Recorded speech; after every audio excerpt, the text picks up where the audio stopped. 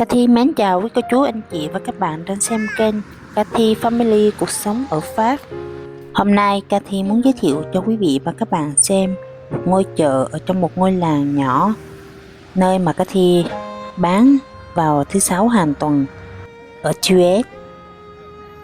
Chợ ở đây thì không có lớn bằng các cái chợ ở những cái tỉnh khác.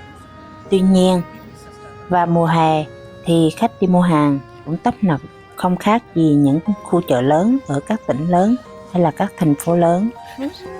Vào thời điểm bây giờ thì tất cả các chợ đều có cái không khí giống như nhau, là rất là yên bình và lặng lẽ. Chợ vẫn chưa bắt được nhịp đông đúc hay là nhộn nhịp như vào mùa hè. Mình có thể nhìn thấy được rằng là mỗi cái đặc điểm của mỗi ngôi làng ở bên Pháp này nó rất là giống nhau ở điểm là nó rất là bình yên đó, cả nhà. Mọi người thấy ngay cả cái không khí ở trong chợ, thường chợ cái nơi rất chi là ồn ào tấp nập, nhưng mà ở đây mọi người cũng thấy được là nó rất là yên ắng. Cái không gian, cái không khí người ta luôn luôn tĩnh lặng đó mọi người.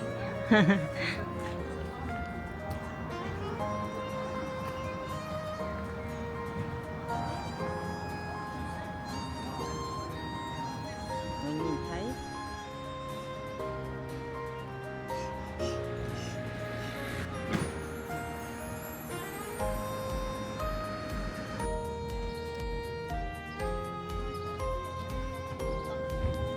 Ở đâu đâu bên Pháp này, mọi người cũng có thể dễ dàng nhìn thấy bất kỳ nơi đâu đều có cái không khí rất là yên bình và tĩnh lặng. Ngay cả khi ở chợ, chúng ta cũng không nhìn thấy quá nhiều sự xô bồ như ở Việt Nam chúng ta. chợ thì nằm gọn ở trong cái công viên như thế này đây cả nhà. Đó, từ đó qua bên kia, qua bên đây, và tới đây là kết thúc. Vui chiều ê, con muốn chơi, nghe không cả nhà? Con muốn chơi, chơi đi, muốn chơi thì xuống con, yeah. Sẽ té bây giờ, được nghịch quá.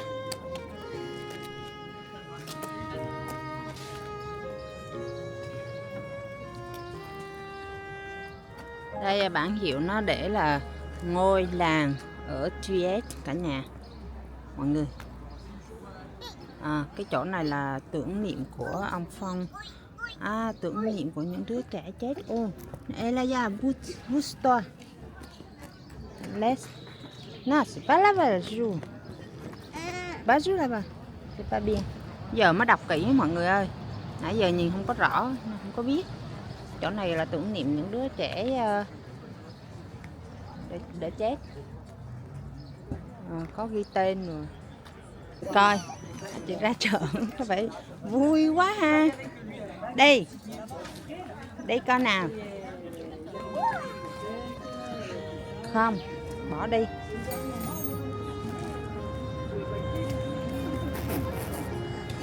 Nay chợ thứ Sáu đây cả nhà ơi. Mình đang bán ở chợ Thues.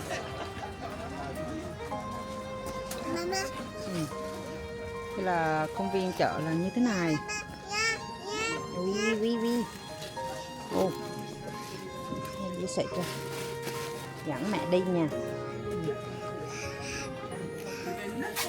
Đây là có một chị bán cá ở ngoài chợ. Mọi người nhìn xem. Cái gì vậy?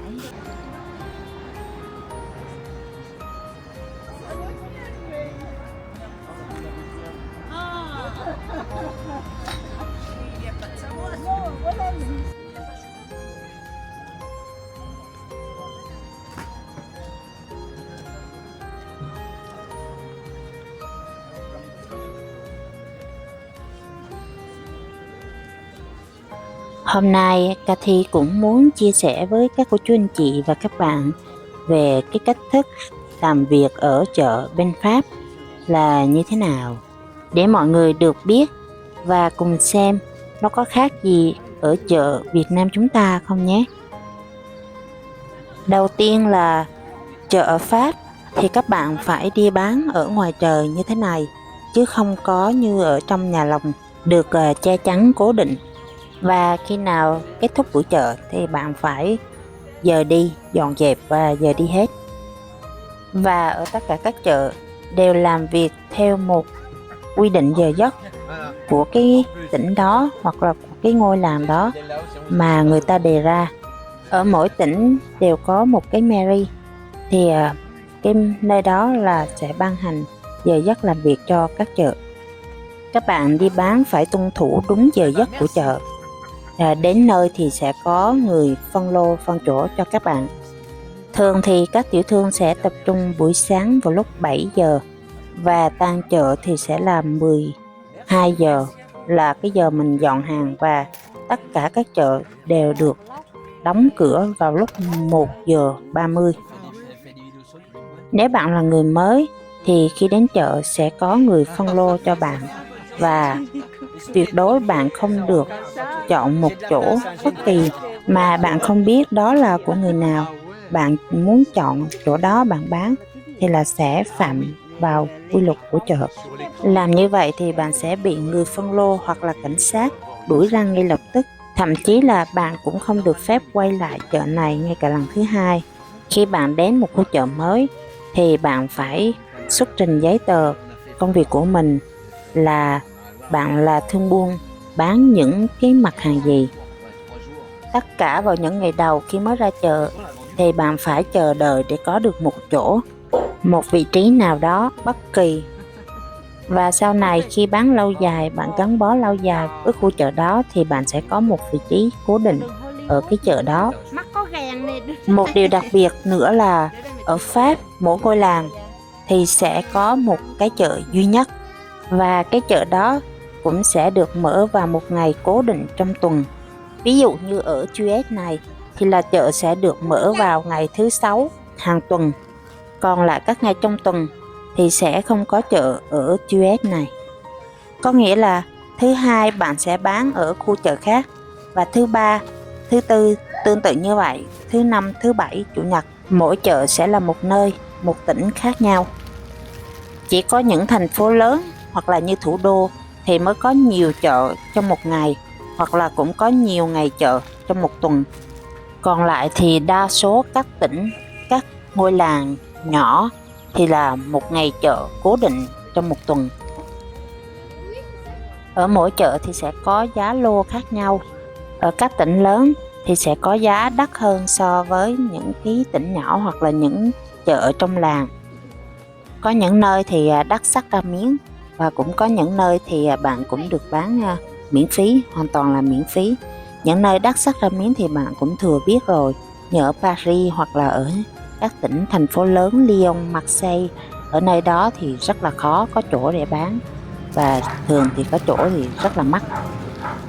Điều đặc biệt mà Cathy muốn chia sẻ cho quý vị và các bạn biết ở đây nữa là trước khi bạn quyết định đến một ngôi chợ mới để bạn bán thì bạn cần phải hỏi mairie. Mairie là cái nơi nó giống như một cái trụ sở hành chính trong cái ngôi làng. Bạn phải hỏi trước khi đến, vì người ta có nhận mình hay không thì mình mới đến. Còn nếu không mình đến mà người ta không nhận thì mình sẽ mất cái công mình đi mà thôi. Các bạn có thắc mắc rằng là vì sao họ nhận và vì sao họ không nhận không? Là vì thứ nhất là có chỗ hay không, thứ hai là họ muốn biết được bạn bán những cái mặt hàng gì, có trùng lập với những người đang bán ở cái chợ đó hay không. Nếu là những cái mặt hàng trùng lập thì đối với những chợ lớn người ta cũng có thể sắp xếp cho bạn một chỗ, còn đối với những chợ nhỏ hay chợ vừa thì tuyệt đối là không có chỗ cho bạn. Bởi vì trong một khu chợ bình thường không thể hai mặt hàng trùng lập và được bán cùng chợ với nhau. Đó là nguyên tắc của chợ ở bên Pháp này các bạn. Thông thường thì ở chợ là cái nơi có sự cạnh tranh khốc liệt, nhưng ở Pháp chợ lại là một nơi mà các tiểu thương có mối quan hệ rất thân mật và thân thiết với nhau. Họ thường xuyên giúp đỡ lẫn nhau trong công việc và hầu như không có sự cạnh tranh giữa các lái buôn với nhau. Nếu vô tình bạn đến một ngôi chợ mà bạn nhìn thấy một người nào đó đã dọn cái hàng mà mình có cái mặt hàng đó cùng với họ, thì một trong hai người ta sẽ cất cái mặt hàng đó đi để nhường chỗ cho người kia mở hàng để bán. Như vậy các bạn cũng thấy được ở đây cái môi trường kinh doanh ở chợ, các cái mối quan hệ của các lái buôn không căng go hoặc là không đấu đá lẫn nhau. Mọi người rất là công bằng và bình đẳng với nhau, Merci madame. thậm chí là còn giúp đỡ nhau rất nhiều trong công việc. Đó là vì sự phân chia hàng hóa không có sự trùng lập, nên là mạnh ai nấy bán, mặt hàng của ai người nấy bán, nên là sự cạnh tranh nó giảm tối thiểu ở các chợ. Giá thành cũng đã được niêm yết trên các sản phẩm, nên là mọi sự cạnh tranh đều rất là công bằng.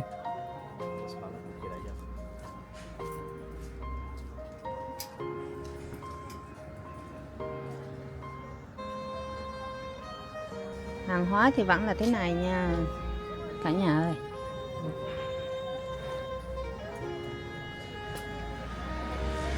Chợ nào cũng vậy, bán hết cái nào thì mình bỏ ra cái khác vậy thôi.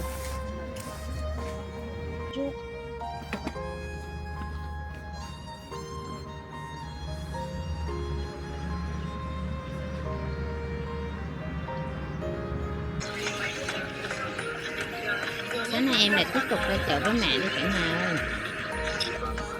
Trở lại cái công việc của mình. Ô, mẹ đang quay video kìa. Thích chưa. Đây, con đi cuckoo. Con đi cuckoo đã.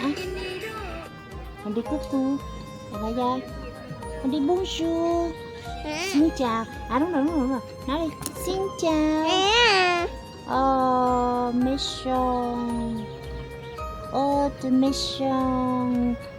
Automation.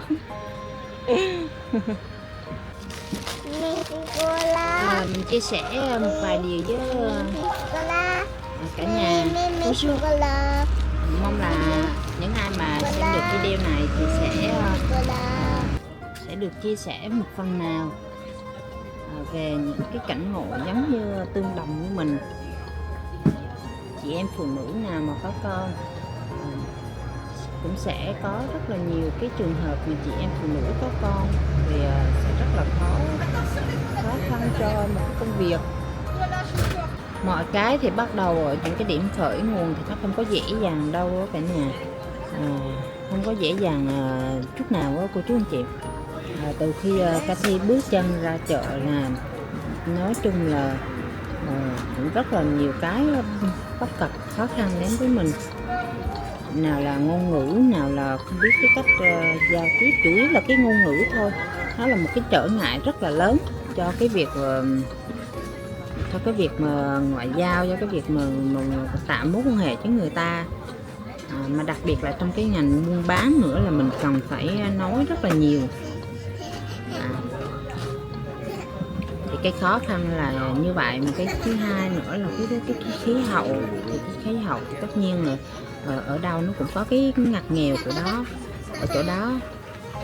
Ở xứ lạnh thì có cái lạnh, mà ở xứ nóng thì có cái nóng.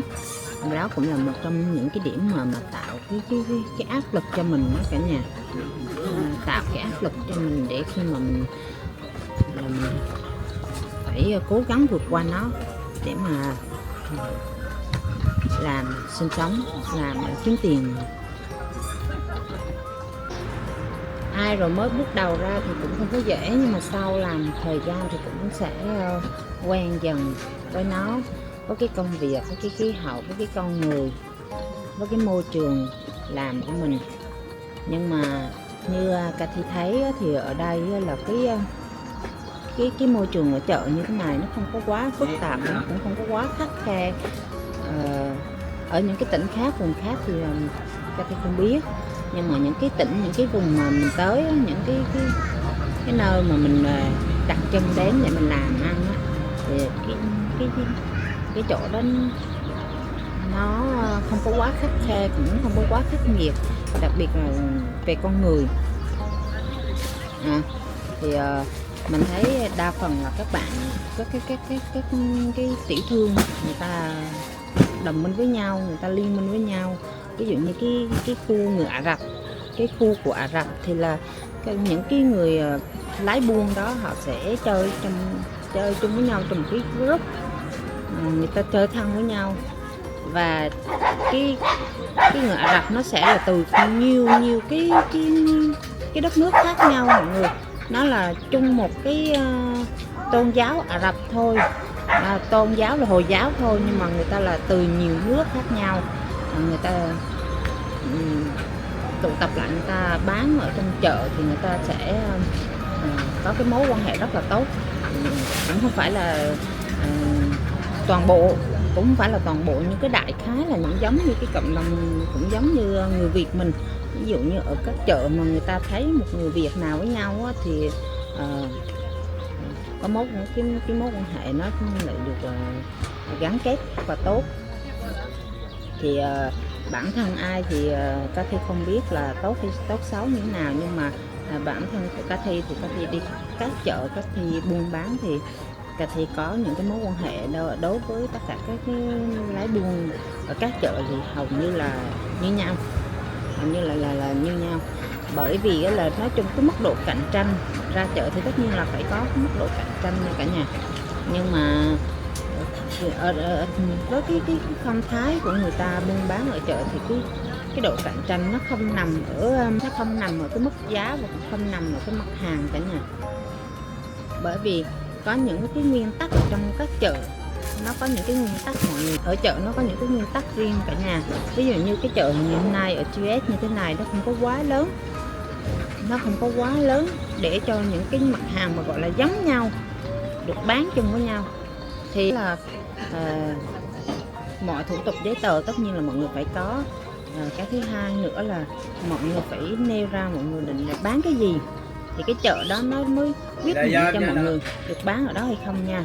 Chứ không phải là mọi người có hàng có đồ đó là mọi người muốn đi đâu bán cũng được, không phải đâu. Là ở tất cả các chợ nó đã có cái hình thức đó chưa đó thì người ta mới nhận thêm, còn người ta mới nhận. Còn nếu mà cái chợ nó cực kỳ rộng lớn thì những cái mặt hàng của mình mà nó trùng khớp với những cái mặt hàng khác á, thì người ta mới được cho mình nhận mình vô bán cái chỗ đó. Nhưng mà người ta sẽ phân bổ cái chỗ của mình cách xa những cái người mà bán chung cái hàng của mình đó. Cho nên thì là ở chợ, bởi vậy cho nên là cái mối quan hệ của các lái buôn người ta rất là hòa đồng với nhau á mọi người, không có đạp đổ miếng cơm, gọi như kiểu là không có đấu tranh hay là đạp đổ miếng ăn như đại loại là như ở Việt Nam mình. Là mình cũng đã từng trải qua cái vấn đề là buôn bán ở chợ thì rất là cạnh tranh, cái môi trường cạnh tranh rất là lớn ở chợ. Tại vì hàng hóa người ta bán giống nhau quá nhiều, quá đại trà, thành ra là giá thành rồi là chất lượng sản phẩm đều được nâng cao lên mức độ cạnh tranh rất là cao. Còn như ở chợ ở Pháp á, thì bạn muốn đến cái chợ đó bạn bán thì bạn phải khai báo, bạn phải khai báo là bạn phải khai báo bạn bán cái gì, và cái người phân lô đó người ta sẽ biết được bạn bán những cái món hàng không trùng khớp với những cái người đã bán ở trong chợ này, thì người ta mới nhận mình, người ta mới phân chỗ cho mình. Còn nếu cái chợ đó mà là một cái khu chợ nhỏ như kiểu chợ như thế này mà mình bán ở đây những cái món hàng này nó trùng khớp với cái người này nữa, thì họ sẽ không nhận bạn và họ sẽ không phân lô cho bạn, và cũng có thể là họ sẽ hướng dẫn bạn đi tới cái chợ khác. Cái người đó họ sẽ hướng bạn đến một cái nơi khác để bạn tìm kiếm cái chỗ vì bạn có thể bán hàng những cái nơi đó. Họ giảm đi tối thiểu cái mức độ mà cạnh tranh với nhau. Ví dụ như có hai người bán một cái chợ thì có thể là những cái mặt hàng legume hay là những mặt hàng ăn uống nó thiết yếu nhiều, đó là những cái mặt hàng thiết yếu nhiều, nên là có thể một hàng hoặc hai hàng, không có quá ba hàng đâu cả nhà nha. Cái chợ đơn giản, chợ tâm cái chợ tầm trung nó chỉ có hai cái hàng giống nhau bán chung trong một chợ thôi đó, còn mà có đó ba hàng đâu. Rồi ví dụ như quần áo vậy, tất cả các loại mặt hàng quần áo nó phải khác nhau nha mọi người. Ví dụ mình bán quần áo cho phụ nữ, rồi người ta bán quần áo cũng cho phụ nữ, thì cái loại quần áo đó nó phải khác cái người ở bên này đó, mẫu hàng nó hoàn toàn khác nhau, cho nên là người ta có sự lựa chọn. Còn những cái mặt hàng nó giống nhau á là hoàn toàn không được bán gần nhau là thứ nhất, không được bán chung chợ là thứ hai. Trừ khi cái chợ đó phải gọi là cái chợ cực kỳ lớn, đại chợ, chợ phải rộng mấy trăm mét vậy thì mới có nhiều người bán chung. Cho nên là cái quy mô của chợ ở bên Pháp nó khác quy mô ở bên chợ ở Việt Nam, đó là cái khu hàng nó dồn vô một chỗ. Ví dụ quần áo là cái khu quần áo, khu ăn uống là khu ăn uống, thì tất cả các đồ ăn đều bán trong cái khu đó.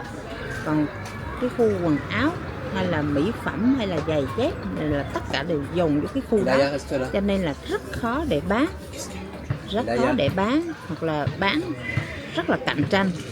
Còn ở bên đây á, là người ta bán, ví dụ những cái mặt hàng ở trong chợ có hai người bán đồ ăn, thì một người phải ở cái đầu kia và một người phải ở cái đầu này, đầu cuối hoặc đầu nó tách ra. Ý là bán đồ ăn mà đồ ăn giống nhau cả nhà, chứ không phải là đồ ăn khác nhau. Đồ ăn khác nhau thì có thể bán chung cùng một chỗ. Ví dụ như ở đây bán gà thì anh này phải bán thịt heo, bán bánh mì xúc xích này nọ này kia, chứ không được hai người bán gà mà đứng xếp hàng gần nhau như thế này thì là không có. Hoặc là bán túi xách chẳng hạn, thì mình bán túi xách ở đây ví dụ như vậy, thì một anh người châu Phi cũng là một cái như vậy nữa cả nhà, là cái người đó nó phải khác cái người bán nữa kia đó, cái người mà bán hàng nó phải khác nữa, chứ nó không được trùng lặp với nhau. Ví dụ như là mình bán túi xách nhưng mà mình là người Việt Nam, thì kế bên cạnh mình có thể là một người bán túi xách nhưng phải là người Pháp chứ không phải là người Việt Nam, và cũng không được cái mặt hàng người Việt Nam giống như mình bán ngay tại bên cạnh mình, hoàn toàn không được. Hoặc là cái người mà bán đồ ăn Việt Nam họ sẽ ở đây, thì cái đặc quyền này nó được đặc quyền cho cái người bán ở chợ. Thí dụ như mình tới cái chợ đó, và đầu tiên là mình bán những cái món này, và tự nhiên một vài năm sau mình phát hiện thêm một người nữa, đó là mình có quyền được kiện cáo mọi người, bởi vì mình có cái quyền được thưa kiện cái điều đó với cái người mà phân lô phân chỗ. Họ không được bố trí thêm một người nào để cho mình có cái độ cạnh tranh mạnh lên như vậy.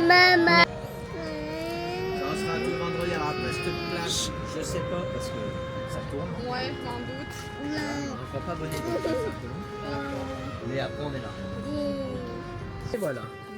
Pensez à quoi que ce soit, je suis là, vous revenez. D'accord, super. Merci, au revoir. Bonne journée, au revoir. Chả là ví dụ như thế này đây cả nhà. Thì đó, mọi người thấy cái trường hợp này thì mọi người cũng sẽ hiểu được là cái mối quan hệ của các người lái buôn ở chợ như thế nào. Thì đây là cái hàng của cái người phụ nữ bán hàng ở bên kia, họ không có ở trong hàng, ta đi rồi. Đây, ông chồng qua hỗ trợ bên kia bán đồ. Và cái hàng của mình cũng vậy, mình đi đâu thì mình sẽ nương tựa nhờ cậy cái người gần mình, có thể trông coi hàng hóa giùm cho mình, có thể là bán hàng giúp mình. Ở đây là như vậy. Thì nó khác ở chợ Việt Nam, bởi vì sao mà Cathy nói khác ở chợ Việt Nam, đó là vì mình cũng đã từng bán ở chợ Việt Nam cả nhà, nên là mình biết cái độ cạnh tranh và cái môi trường không thân thiện. Cái môi trường thật sự là nó là chợ búa, đi ra chợ biết rồi. Người ta nói cái gì, khi mà nói một cái người mà không đàng hoàng, không ngay ngắn thì cứ hay nói là chợ búa. Vì sao? Vì nó phức tạp. Mặc dù cái môi trường ở chợ thì nó cũng tùy chợ ở Việt Nam và cũng tùy người, nhưng mà nói chung chung đại khái là mọi người thì đó là cái môi trường phức tạp, và cái môi trường là không có nhiều người thân thiện, luôn luôn là cạnh tranh, luôn luôn là đấu đá lẫn nhau. Thì ở bên này á, là không phải là mình tin người hoàn toàn, nhưng mà đây là cái môi trường thật sự là không phải là 100% như lời Cathy nói. Có thể là mình với họ là như vậy, nhưng mà họ chưa chắc với người khác là như thế, chưa chắc với người khác là như mình. Nhưng mà ở những cái trường hợp mà Cathy nhìn thấy, ít thấy hơn là những cái trường hợp như vậy mình ít thấy hơn. Nhưng mà còn những cái trường hợp mà người ta thân thiết với nhau và người ta giúp đỡ nhau thì là thấy đại tràng ở bên này, thấy rất là nhiều ở bên này. Còn mà ở Việt Nam mình nó đi đâu là phải khóa hàng, khóa shop lại chứ. Còn cái sợ nhất là sợ cái người bên cạnh, sợ nhất là cái người bên cạnh nó lấy cái hàng của mình, hoặc là lấy cái đồ của mình, hoặc là có ai mà tới mà mua hàng là kèo néo về cái hàng của mình, chèo kéo người đó về cái hàng của mình bán cho người ta, chứ không phải là mình bán giúp cho cái người đó. Ở bên đây mà ai mà hỏi những cái món hàng gì mà cái người này mà không có thì ngay lập tức người ta chỉ đến cái người mà người ta đã từng quen biết, bạn hàng ở trong chợ, ta chỉ tới để mua cái giúp cho người đó bán cái mặt hàng đó. Chứ không phải là không có, nó không có trống trơn mà đi. Đa phần là như vậy, mình thấy đa phần là ở các chợ là như vậy. Bonjour.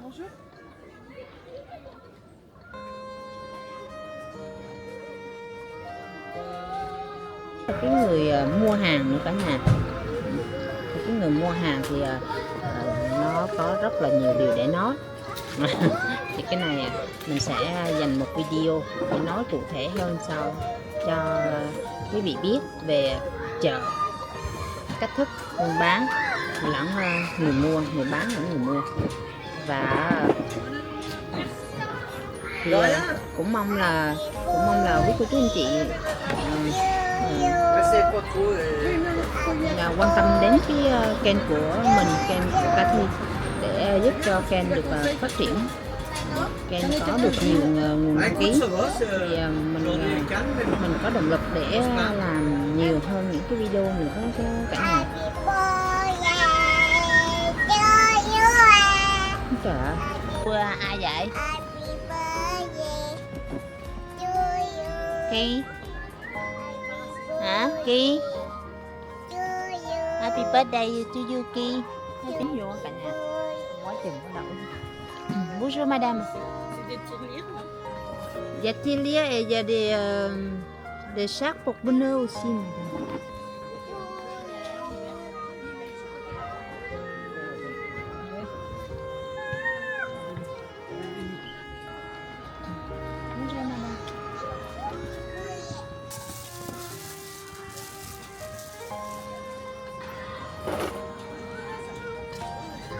Và đó là người kia phân chỗ cho mình bán cả nhà.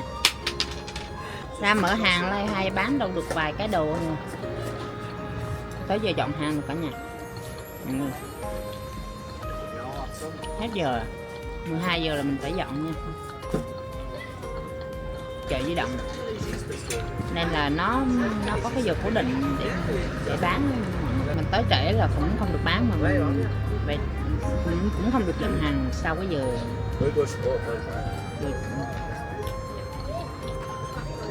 Mình không có được la cà rề rà ở đây.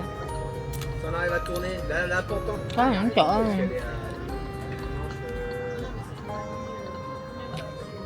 cái bãi đậu xe mọi người, nên là mình phải dọn hàng để người ta đậu xe. Ê lá da ơi, cúi lên.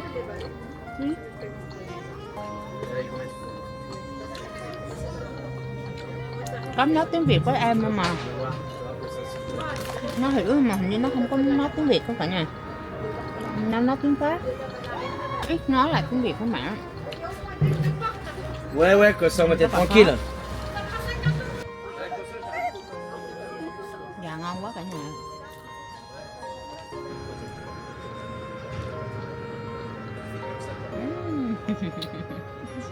Xịt buồn.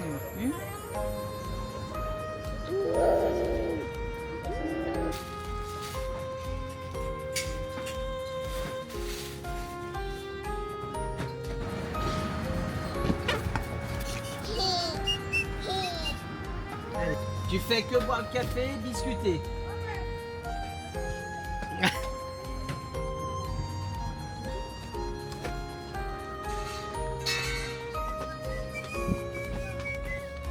Attends, tu mélanges tout et ça passe à tout. Bao nhiêu xong.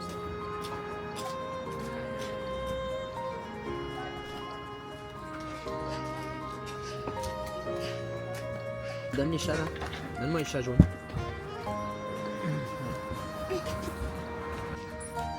Và có một cái điều đặc biệt ở Pháp này nữa cả nhà, là khi tất cả mọi người dọn hàng xong xuôi hết á, thì trả lại nguyên vẹn cái khuôn viên của chợ từ ban đầu, như lúc ban đầu. Mọi người nhìn xem, tất cả hàng đó họ dọn hàng xong là cái chỗ người ta phải rất là sạch sẽ. Elaya viên té con.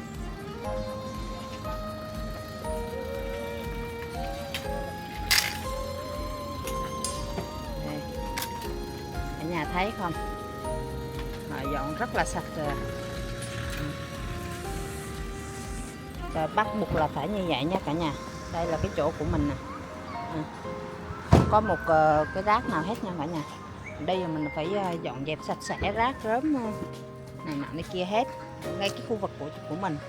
Trời, đó, ngay cái chỗ của mình. Đấy. Chỉ còn hàng mình với hàng mấy người bên kia nữa là xong. Mấy người ở đây dọn đi hết rồi, tranh thủ dọn nhanh.